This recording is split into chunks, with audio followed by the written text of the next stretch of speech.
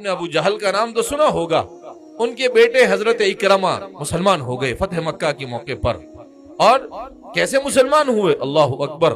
مسلمان ہونے کے بعد قرآن سے ایسی محبت تھی کہ حضرت اکرمہ بن ابی جہل کے بارے میں آتا ہے کہ قرآن کریم کہیں پر لکھا ہوا اگر مل جاتا اور ان کے ہاتھ لگ جاتا تو وہ اسے اپنے چہرے پہ لگاتے، اسے بوسہ دیتے، اپنے سر پر رکھتے اور کہتے ہذا کلام ربی ہذا کتاب ربی، یہ میرے رب کا کلام ہے، یہ میرے رب کی کتاب ہے.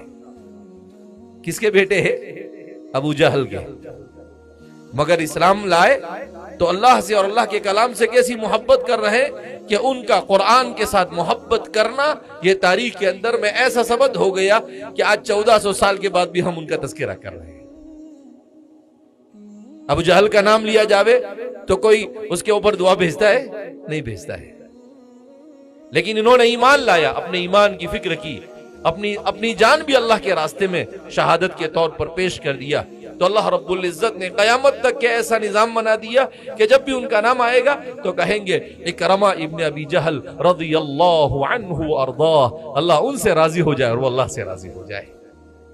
کیونکہ صحابہ وہ لوگ ہیں اس کے بارے میں قرآن نے اعلان کر دیا.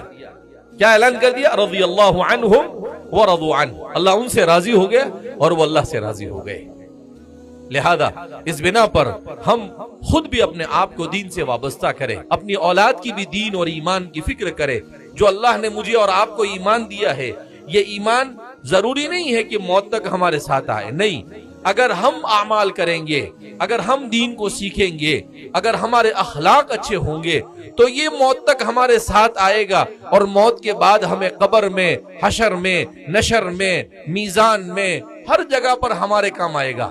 لیکن اگر ہم نے دین کو نہیں سیکھا، دین پر عمل نہیں کیا، اپنی اولاد کو دین نہیں سکھایا، تو مرنے سے پہلے ہی انسان کے لیے مصیبت ہی مصیبت ہے.